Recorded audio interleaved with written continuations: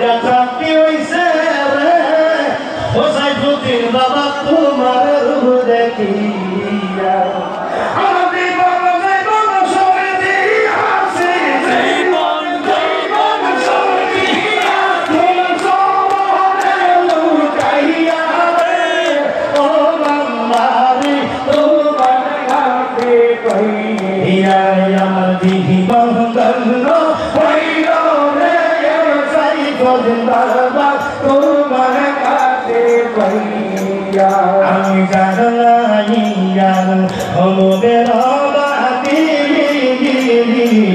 জায়গা থাকি গাদার ভারাতি রাতি